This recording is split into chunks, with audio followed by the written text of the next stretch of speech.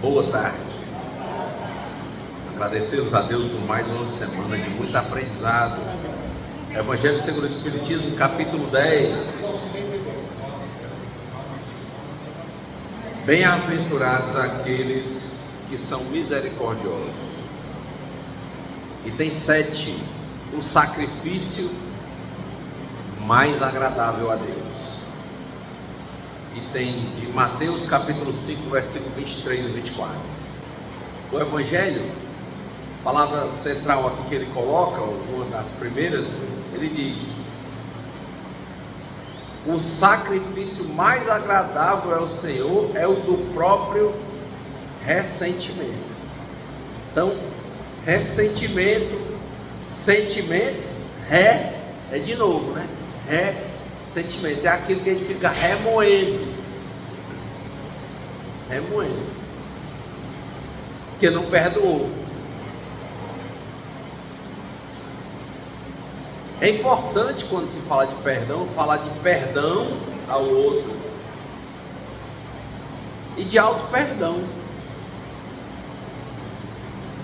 porque outro dia, ouvindo uma fala em Anônimos, lá em uma das irmandades que segue os passos de Alcoólicos Anônimos, que criaram uma chama Codependentes Anônimos, tem até a palestra na internet. Ela falava, né, tanto no codependente quanto no Neuróticos Anônimos. É uma palestra sobre o sentimento de culpa. Então ela começou a entender que ela sentia culpa, por exemplo, que se manifestava em raiva, que também era uma espécie de vergonha, porque os pais dela se separaram, por exemplo. Às vezes tem um remoer dentro da gente por coisas que a gente não tem governabilidade. A gente fica se comparando com os outros por não se amar. Aí olha para aquelas famílias de propaganda, né? Tipo aquela da manteiga Doriana, né? Que era uma bonequinha, tudo era bonitinho, a manteiguinha quente no pão e derretendo. E a gente olha e pensa assim: por que a nossa não é assim? E fica chateado com a gente. A gente fica chateado consigo porque é pobre, porque não consegue conseguir uma coisa, porque está velho, porque não se acha bonito, porque não tira a melhor nota, porque não chegou onde acha que o pessoal ia valorizar. Tudo isso é falta de amor, né? O mandamento de Jesus: amar a Deus sobre todas as coisas e amar ao próximo como a si mesmo. Mas se você não se ama, fica fazendo muitas coisas para se sentir amado aos olhos do que você acha que os outros pensam. Às vezes eles nem pensam isso. É uma criação da cabeça, uma racionalização. Então a gente tem que parar para se enxergar, para que trabalhe a questão do ressentimento. Nós temos muitos ressentimentos ilógicos, irracionais, apesar de estar sendo racionalizado. Tanto que a gente se porta muitas vezes com vergonha.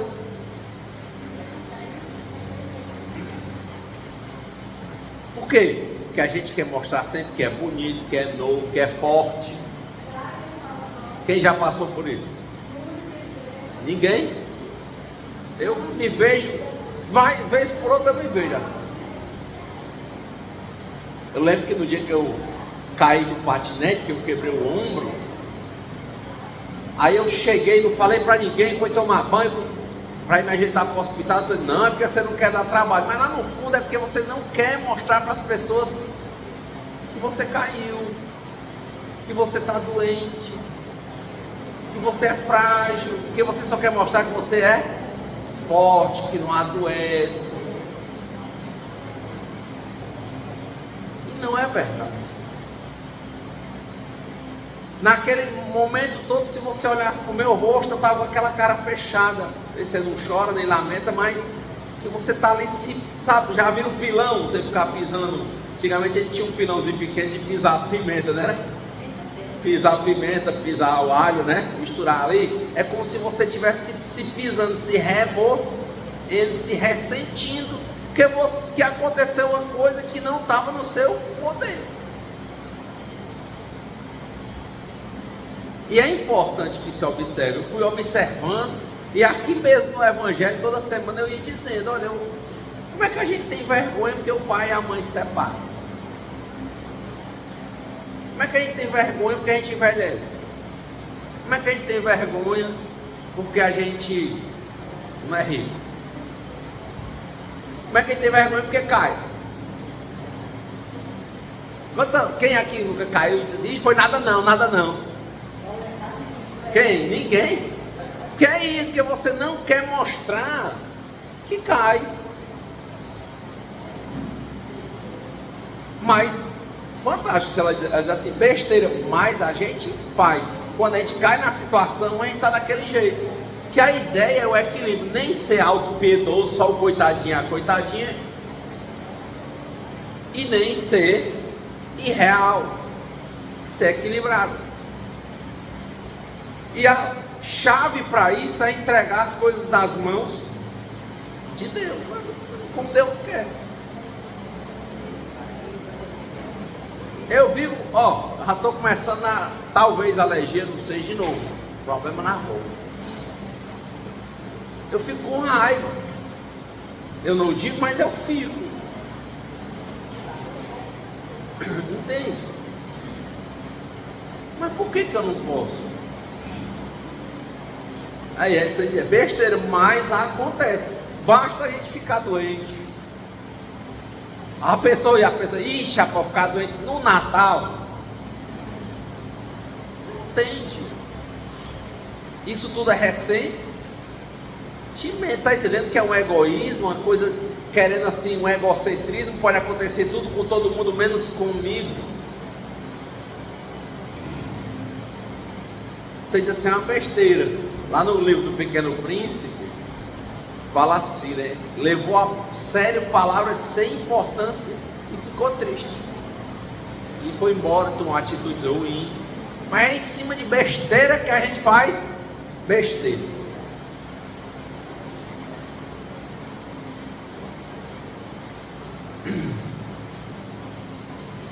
O ressentimento está aí, porque tem que ter um alto amor para ter o amor.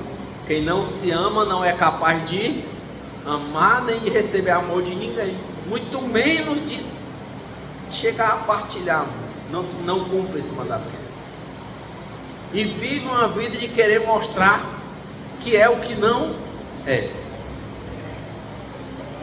que fica se ressentindo, que tem medo da dor que esse ressentimento tem, não quer compreender que o mundo tem dualidade, tem momentos de prazer e momentos de dor.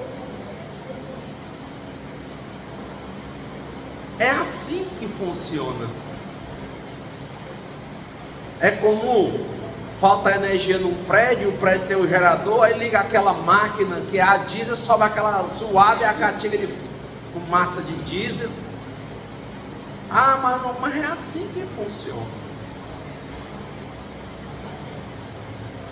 Então a gente tem dor, velhice, doença e morte e pronto. Há prazeres e há dores, mas a gente não aceita. É nas pequenas coisas que nós temos que observar. Esse, está aqui o Evangelho, o sacrifício mais agradável a Deus. Entregue logo o que? O ressentimento. Mas ele está aqui falando muito do ressentimento que você tem com relação aos outros. Mas por que você tem ressentimento com relação aos outros? Muitas vezes porque você já tem ressentimento com relação a você. É porque meu pai era um bêbado. É porque meu pai era maluco. É porque meu pai e minha mãe eram drogadictos. Foi assim, como diz o Bert Hellinger. Foi assim, porque tinha que ser assim, ponto. Desígnios de Deus. Como é que você, enquanto ser humano vivo, um espírito imortal, vai viver mesmo as coisas sendo como você não quer? É o que eu fiz. Eu fui lá na farmácia agora e já comprei os medicamentos. Não, já estou começando o tratamento. É o que eu posso fazer. Mas eu estou achando bom? Não, porque eu não queria ficar doente. Não quero. A gente quer, tem gente que está assim, desanimada, né? Não quer. Então, fazer o que pode, mas antes de fazer tem que ter uma observação, tem que ver. Reto pensar, para o reto falar, para o reto agir. É aí que está a questão. Quanto ressentimento tem dentro de você? Por besteira, que não é besteira, porque você está aí se comparando e se confrontando nada menos do que com Deus. É aí que você chega e diz assim: rapaz, eu vivo cheio de espírito. Sintonia. Está vendo uma coisa, chama a outra, uma coisa chama a outra, uma coisa chama a outra.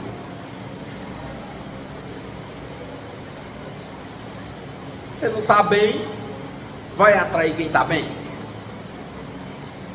E quem não está bem, que gosta de conversar as mesmas coisas, vai querer sair perto de você? Não vai.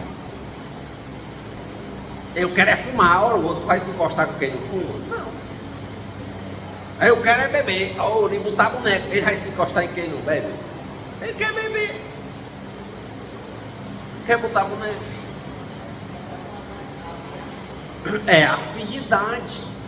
Então grande parte das coisas não tem nada a ver com o espírito, tem a ver com a sua sintonia, que advém da sua falta de amor,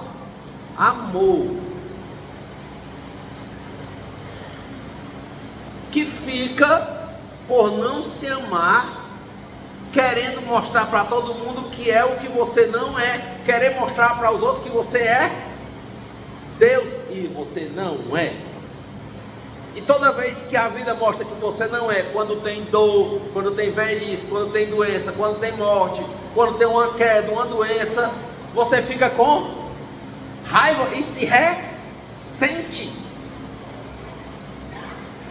Aí uma pessoa se torna amarga consigo e com os outros, por causa do ressentimento, um sentimento de culpa decorrente da impossibilidade de amar, porque não se ama. Uma culpa irracional, porque se fosse racional, partindo da existência, da compreensão da existência de Deus, saberia dizer muitas vezes: Senhor. Primeiro, para dizer Senhor, você tem que compreender que o Senhor existe. Senhor, que não seja conforme a minha vontade. Senhor, muito obrigado. Senhor, eu estou doente, mas eu vou me cuidar. Senhor, eu tenho uma doença que disseram que não tem cura. Enquanto eu estiver vivo, eu vou procurar a cura. Eles não viram. Eu não vou me comprazer, eu não vou me conformar nesse sentido. Eu vou fazer o que eu posso. E quando eu não puder, eu não vou me ressentir. Eu vou perguntar ao Senhor o que é que Ele quer me mostrar com aquilo. E eu quero ver, eu quero aprender, porque eu estou aqui para aprender. Mas é ressentimento demais por coisa de menos. E uma coisa se junta com a outra, quando você vê, de pouquinho em pouquinho, a galinha é chupada. Quando você vê, está tão cheio de pequenos ressentimentos. Às vezes a pessoa solta, eu já vi a pessoa dizer assim: por que eu nasci negro? Por que eu nasci mulher? Por que eu nasci... Já vi, não, já dizer assim: por que meu cabelo é liso? Por que meu cabelo é cacheado? Fica chateado. Por que meu namorado me deixou? Por que o cara me traiu? E com raiva, não é um porquê. científico, né? Querer saber por quê. É um porquê com raiva. Ele me traiu, ela me traiu. Aí o pessoal vai daí para frente para matar, que é o que está acontecendo. É um passo. Tá, me traiu. O que é que Deus quer me mostrar com isso? Mas pensa assim, o que é que o pessoal vai pensar de mim? Eu sou abestada, eu sou abestado. Não vai me nascer, a conversa é toda outra, a conversa toda diferente. Está aqui para aprender, está aqui para servir a Deus, amar a Deus sobre todas as coisas, mas e essas outras coisas tomam à frente. É um ressentimento. Como é que pode? Me deixou com uma bicha feia daquela, ou aquela que era malandra, ou era... Não é a pergunta, Senhor, o que queres que eu faça? Por que, Senhor, aconteceu isso comigo? Não como ressentimento, não como uma cobrança a Deus, mas como quem quer realmente entender o que é que Deus quer que você faça. Quantas vezes a gente faz isso? Sério? Não faz. Não faz. Senhor, aconteceu isso, por que, Senhor? O que é que então, o que é que o Senhor quer que eu faça a partir daqui?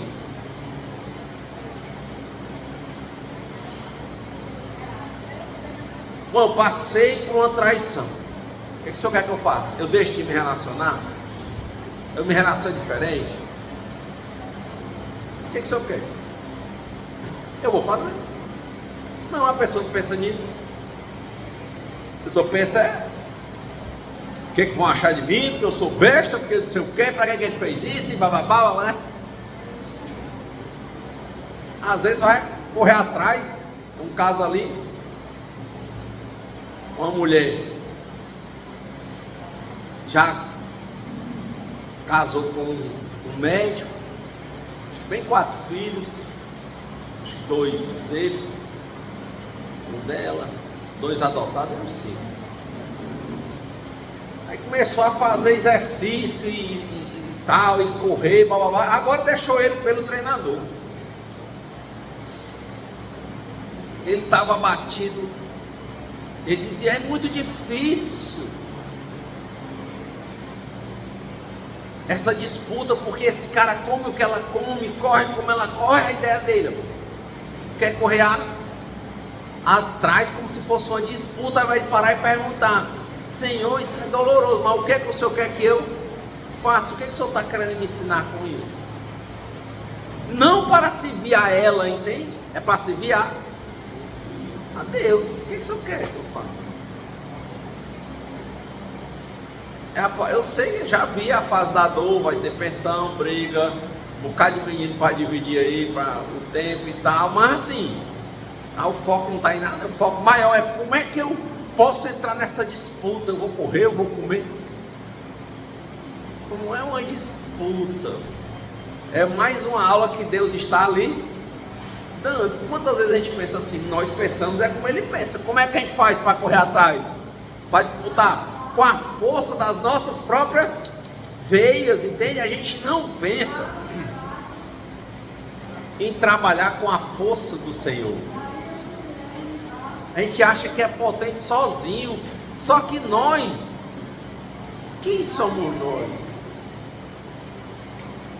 Minha mãe sempre dizia, né? O pouco com Deus é muito.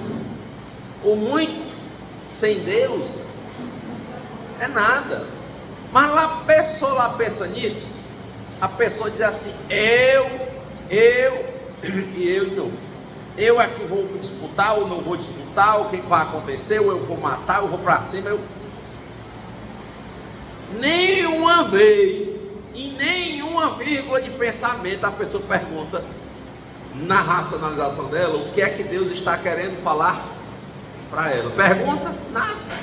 Pergunta não. Não tem esse pensamento. A pessoa olha logo aqui, um que não é malhado para o outro que é malhado. A primeira coisa que ele olha é para o espelho, para o corpo dele. Ele olha para baixo, pelo tamanho da barriga. Ele não olha para cima e pensa em Deus, o que é que Deus quer dizer.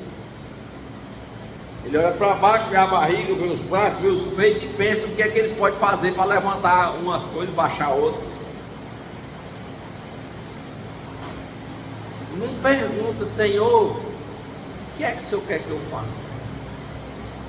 Porque se o Senhor quer, acontece tudo, independentemente da minha vontade, por mérito desta encarnação ou de outros. E lição: se acontece é porque o Senhor permite. Eu entendo assim, me posso estar enganado, hein? Mas eu tenho essa dificuldade de encontrar alguma coisa que não seja de Deus, porque é o grande professor, é o grande mestre.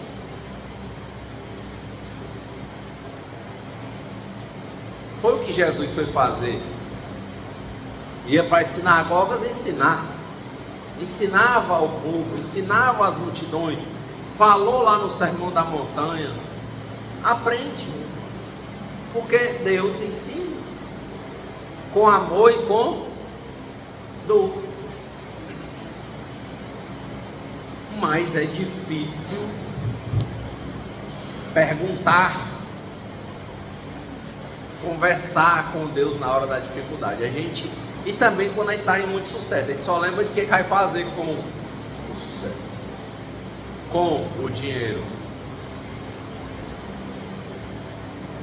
E às vezes o tempo vai passando e a gente fica na mesma decisão, na mesma opinião, porque a gente entende que é a gente e acha que está por cima da carne seca, hein?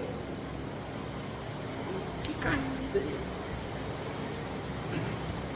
Não, aquele homem, porque eu sou mulher, porque eu sou... Não é isso. Você não é nada, quem é tudo é Deus. Não tem nada com aquele homem, com aquela mulher. Tem que perguntar a Deus o que é que Deus está querendo te ensinar, está querendo me ensinar. Tenho trabalhado muito isso nas minhas meditações. Senhor, quando eu olho, vejo o contexto das coisas, eu não sei o que fazer em todas as situações. Na verdade, se nós tivermos humildade, pé no chão, que ou um museu de terra, né? A gente não sabe muitas coisas. A gente tem que estudar para entender, observar, trabalhar para fazer e se esforçar no bem. É isso, estuda, trabalha e se esforça no bem, de forma disciplinada, a cada 24 horas, todo dia, para compreender qual é a vontade de Deus nas nossas vidas. O que Ele quer nos ensinar.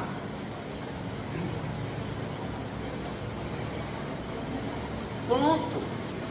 Mas não, acontece qualquer coisa, a gente se ressente logo com a gente mesmo. Por que a gente fracassou? O ressentimento da gente com a gente. Aí depois se ressente contra os outros. Por que ela fez isso? Por que ele fez isso? E se torna uma pessoa amarga. Amarga. Porque fica tentando resolver o que não pode. E o que pode, que é melhorar a compreensão sobre quem é, para que está aqui, para que Deus lhe criou, abrir o coração para o grande amigo que é Deus, o maior amigo, o verdadeiro Pai, o verdadeiro Criador, e dialogar com Ele. Senhor, o que o Senhor quer que eu faça? A pergunta é essa, não é por que eu fui traído ou não, porque eu caí ou não, é o que é que o Senhor quer me falar com isso, sem revolta, sem manipulação. O que é que o Senhor quer me falar com isso? Estou aqui com um interesse sincero em saber, em compreender, para agir melhor. Mas o ressentimento, ele tende a preponderar, porque a dificuldade de alto amor é muito grande, muito grande.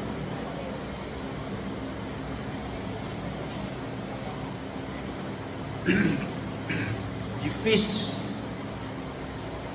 encontrar momentos em que a gente, de fato, realmente toma atitudes pensando antes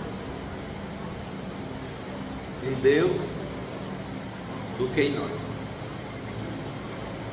Ô Senhor, eu vou montar um negócio que seja para tua glória, não para mim. Eu entrego nas tuas mãos, vou fazer o possível, vou lutar, vou trabalhar, vou estudar, mas isso aqui é para tua honra e para tua glória, não para mim. Eu estou aqui para cumprir a sua vontade. Eu senti que eu tenho que ir por esse caminho, mas é para a sua honra e para a sua glória. Rapaz, meu projeto agora é estudar para concurso. Pronto, Senhor, que seja para a sua honra e para a sua glória, não para mim. Senhor, hoje eu vou, já é domingo, amanhã já é segunda-feira, eu vou trabalhar, trabalhar. Senhor, que seja para a sua honra e para a sua glória, e não para mim. Você começa pensando assim, vocês acham que não é diferente, não? Porque o que você vai fazer, você não vai fazer pensando em você, está pensando em Deus, não para manipular Deus, mas porque é o que é correto. Faz certo que dá certo, e faz errado que dá errado. É aí a reflexão. Porque nós, muitas vezes, quem está trabalhando há muito tempo no mesmo canto, quando é domingo para segunda acha ruim. Se eu for servir a mim, eu não vou servir bem, porque eu não queria ir trabalhar. Não é não isso? Quem casa é só momento bom, é? É? Quem está namorando é só momento bom? Nunca foi, nunca será. Antigamente o pessoal dizia que a pessoa ia casar e o padre, a primeira coisa que perguntava se estava disposto a um e o outro a comer 1 quilo de sal junto, né? Tinha isso, né?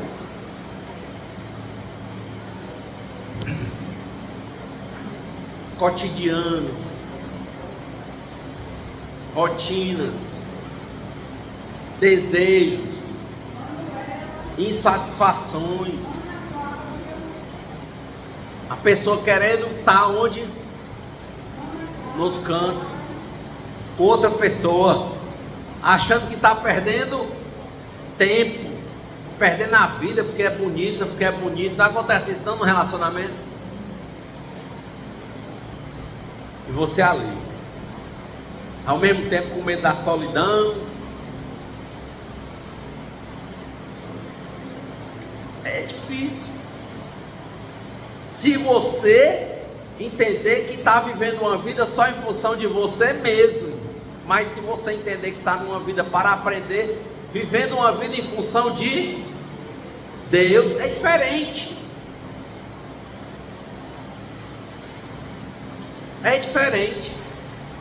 Mas, em regra, nós esquecemos de Deus. Lembramos de nós, e nós para conosco, o que nós temos muito é ressentimento.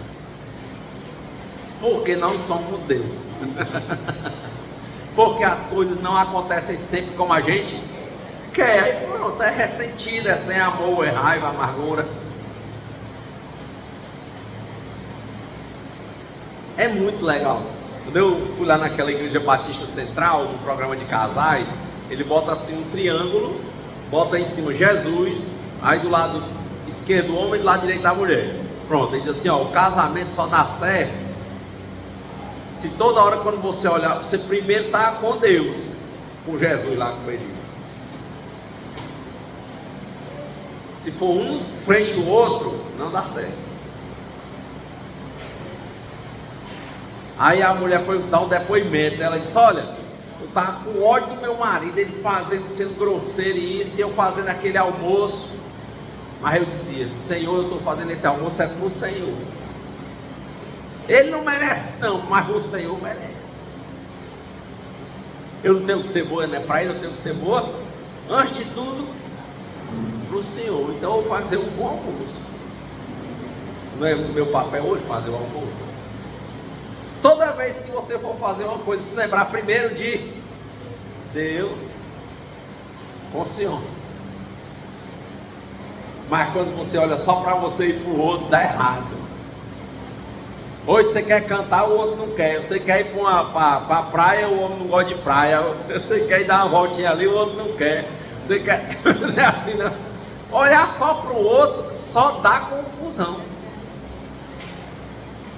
Você monta uma empresa com um sócio, aí um trabalha, o outro não quer mais. Ganha um dinheirinho, começa a não querer trabalhar. Mas de novo, se você fizer para ele, vai dar errado. Mas se você fizer para Deus, do mesmo jeito que Deus encontrou o caminho de vocês, uma hora, quem não estiver fazendo certo, Deus vai afastar e vai botar outro melhor no lugar. Vai botar. Deus bota, Deus tira. Se você se mantiver firme na sua posição, não era a música? Quando Jesus passa, quando Jesus passa, quando Jesus passa, eu quero estar no meu lugar. Não era isso? Na minha casa, no meu trabalho. É isso, eu estou fazendo a minha posição para Deus. Não é para vocês não. Vocês é o ir também. Eu, para mim, é para ser o ir também, que eu tenho que fazer para Deus.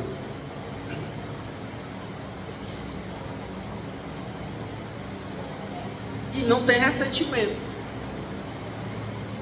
porque Deus é infinito, infinitamente bom, infinitamente justo, infinitamente sábio, infinitamente amoroso. Se você errar, Ele não se ressente, Ele te dá a oportunidade de fazer até dar certo. Mas você, quando faz uma coisa e erra, fica logo com raiva. Tinha um colega que ele começava a ajeitar a bicicleta. Quem já ajeitou a bicicleta aqui? Ninguém. Começa a dar errado, né? Aí uma porca não entra, um negócio, ele pegava a bicicleta e rebolava lá do outro lado, jogava fora, com ódio, ressentimento com ele. Deus não faz assim. Você erra 1000 vezes, Ele não te rebola no mato nenhuma vez. Ele só pede assim, né? Tenha paciência e volte a fazer de novo. Comece de novo, comece de novo, comece de novo. Vai buscar a bicicleta que você jogou lá no meio da rua, volte, comece de novo. Mas eu já fiz 10 vezes. Faça a 11ª. Tem ressentimento? Não tem. Mas quando a gente faz pela gente, só pela gente, só tem muito ressentimento. A gente quer desistir. Ah, eu não consigo não. Ah, eu fiz essa prova desse concurso 2 vezes, não vou mais não. Ah, eu fiz o Enem, não passei, não vou mais não. Eu sou burro, sou burro. A pessoa diz logo assim consigo. Ah, viu gente dizer assim? Meu filho, sabe ler, sabe escrever, sabe? Você tem discernimento? Tem. Pode demorar mais, mas vai acontecer. É a paciência, de novo, estuda, trabalha e se esforça no bem. Faça, vá com Deus. Sozinho não consegue muito, vai com Deus. Conversa com Deus, pergunta o que Deus quer para a tua vida, faz a tua parte. Me impressiono demais, muitas vezes eu estou meditando e pensando, meu Deus, como é que uma pessoa vive como eu? É muita misericórdia, Deus é muito abundante. São muitas coisas que acontecem que se fosse eu pensando na minha cabeça, não aconteceriam. Mas Deus opera na vida da gente. Se a gente estiver fazendo o que é para a gente fazer, trabalhando com Deus. Está vendo o triângulo de novo? Deus opera na vida da gente. Eu vi uma história, o Divaldo Franco conta, do João Custódio Machado, né, que ele cuidava de várias pessoas com problemas. E tinha um cara que o João Custódio Machado visitava no interior de Minas Gerais, em Tupaciguara, que ele era um matador conhecido. E o cara foi matar um fazendeiro. E esse cara era assim. Ele ia no canto antes de matar, ele ganhava o dinheiro. Quando ele saía a notícia da morte, ele levava o jornal e recebia o dinheiro. E ele ia no lugar e pegava a raiva da pessoa. Ele ficava ali acompanhando o movimento da pessoa e pegando raiva da pessoa. Ele não falhava em matar ninguém. Ele vinha, se acomodava, se ambientava, sondava tudo. Dava certo, ganhava muito, mas matava bem. Matou muitos. Você se imaginar alguém atrás de você para lhe matar nesse naipe? Meu me livre, né? Pois cara, você nem sabe, né? Ele foi para matar um fazendeiro lá em Tupaciguara. E uma noite, teve uma época, quando está chovendo muito, lá tem muita pedra, né? Que igual o interior aqui de Ceará, muitas pedras, né? Chove demais, o que acontece em cima das pedras? Lodo. Ele estava rodeando a fazenda do Carapé, olhando na espreita, pisou numa pedra lisa, caiu e bateu uma parte da coluna, ficou tetraplégico. Lá mesmo ele ficou no chão.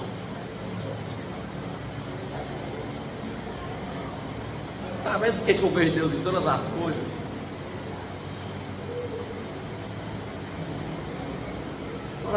Às vezes você está ali, olha para um homem desse dentro de uma fazenda. Quantas vezes não conhece os pais da gente rezando, era todo dia aquela rezinha, uma fé em Deus, não é isso? Diz que ele não está fazendo nada, mas ele está fazendo. Tudo que ele só faz conversado com Deus. Mas é raro a gente encontrar gente fazer isso. Aí vai que esse fazendeiro era um desses. Boa conduta. Não merecia aquilo ali. Fazendo as coisas conversando com Deus. Deus age.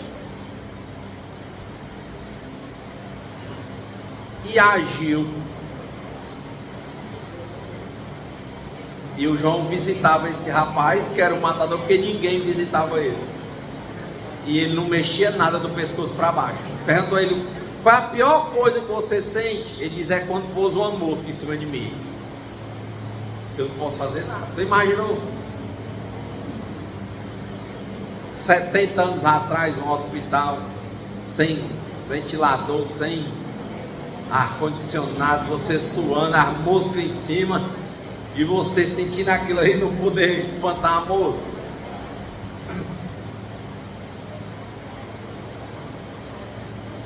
Depende. Então, para encerrar o Evangelho, eu me questiono muitas vezes isso, porque me perguntam se Deus está em tudo. Eu acho que está. E o Espiritismo, quando a igreja evangélica, ou a igreja católica, hoje mesmo eu tive uma igreja evangélica pela manhã,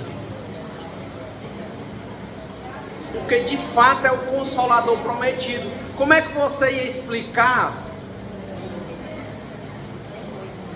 uma situação dessa do que morre? Um filho que cai na drogadição, uma desgraça, uma tragédia acontecendo com você. Eu compreendo que Deus é infinitamente bom, infinitamente justo, infinitamente sábio. Só acontece comigo e com você o que for necessário para nos ensinar dentro do nosso merecimento. Só que merecimento não é só desta vida. Tem coisas que têm encarnações anteriores. Aí uma criança nasce doente, ensina muito a ela e a família. Aí eu ficar tantas vezes doente, merecimento, tipo de lição diferente. Coisas com as quais eu não vou me comprazer de novo, vou continuar procurando entender e me cuidar e fazer o melhor possível. Mas é muito consolador entender que nada acontece sem que Deus permita. Tem coisas que a gente vê a lógica e tem coisas que não. Estava lá no interior da minha mãe outro dia, todo mundo assombrado, porque tinha um menino que era faccionado, já andava de pistola, tinha até granada. Pode não acontecer nada, mas ontem mataram ele. Mandaram a foto, onde deu certo. Mas o espírito é imortal. Mas tem coisas que a gente pensa na lógica que podia ser que ele não morresse, podia ser que ele recebesse uma lição, poderia ser que ele fosse preso, poderia ser que ele tivesse uma edificação, mas os desígnios de Deus levaram aquilo ali. Eu compreendo assim, que posso estar errado. Não, Renato, você se comprar, não é isso. Só estou dizendo que eu entendo que Deus é infinitamente bom, infinitamente justo, infinitamente sábio, e que Deus age, faz certo que dá certo para Deus, faz errado que dá errado para Deus. Do mesmo jeito que esse morreu, eu adoeço e posso morrer amanhã também, por escolhas e atitudes dessa vida ou de outras. Mas isso é que é o Consolador prometido, é entender que injusto Deus não é, e que Deus existe.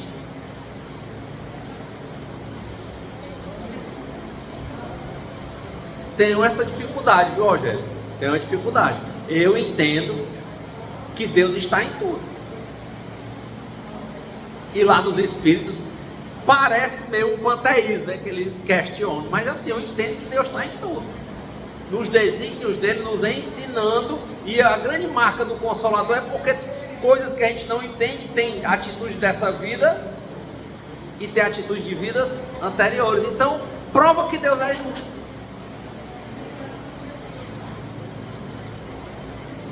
E o nosso papel é sempre entender a vontade de Deus e tentar cumprir. Pronto.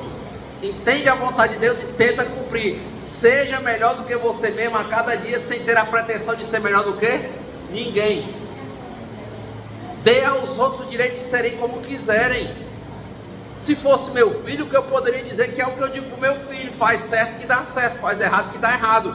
Seja na mão dos homens, que são instrumentos de Deus, seja por caminhos que você não consegue enxergar. Às vezes você está ali e aparece um CA em você fulminante. Quanta gente agora não está tendo, jovem, ataques ligados ao coração e as pessoas estão ficando deficientes e morrendo de jovem? Mas por que eu não? Papai fumava uma carteira de cigarro todo dia e não teve câncer, morreu com 100 anos, mas o outro ali com 20 já morreu.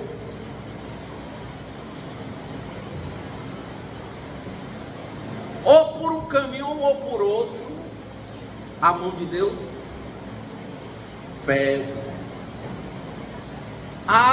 Mas é só para dor? Não, a vida é dor e prazer. Também ela é abundante em bonificar tudo conforme o seu merecimento. Por isso que eu digo, quando coloca Deus na coisa, não tem ressentimento, tem responsabilidade.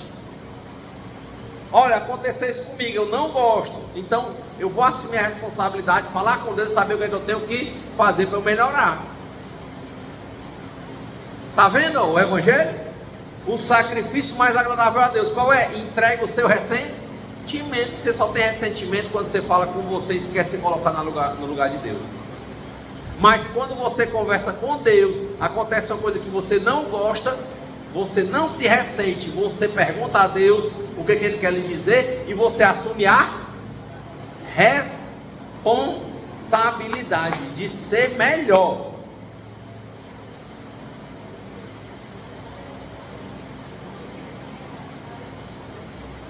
Claro,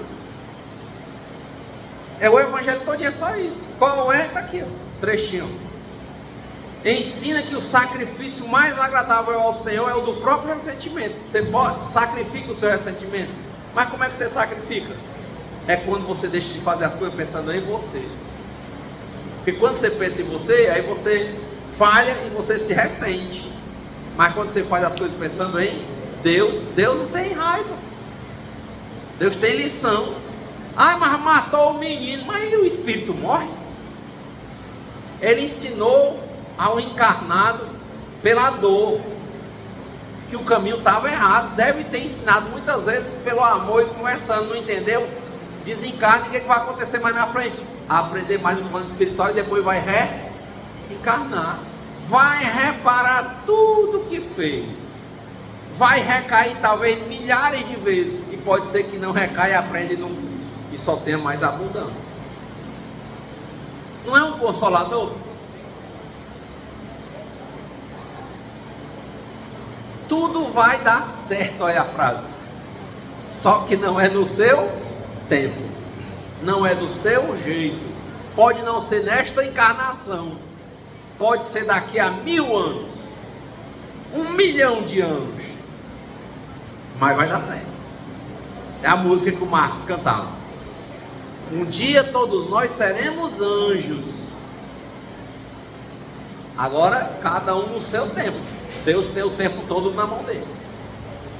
Aí ele diz, vamos trabalhar e acreditar que no final seremos anjos. Então esse menino aí morreu, encarnado, mas o espírito dele vive.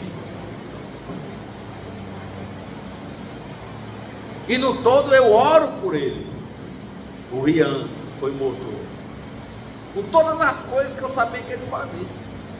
O espírito dele hoje seja atendido nessa casa.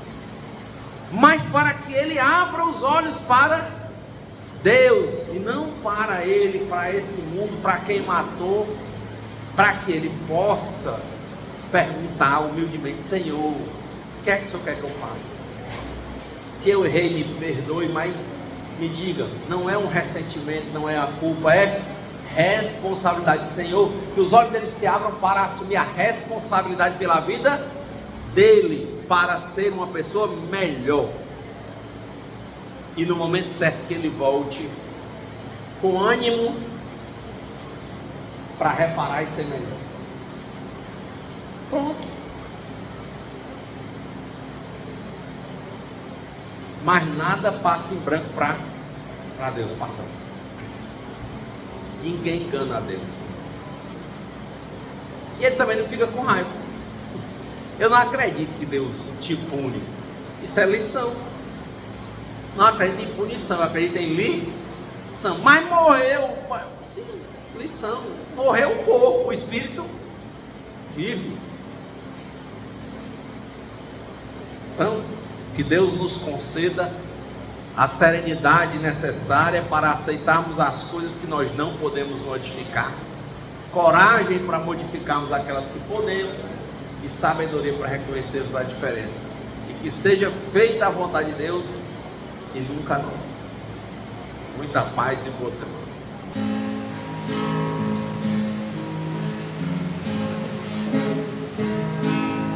Quem espera que a vida seja feita de ilusão, pode até ficar maluco ou morrer na solidão.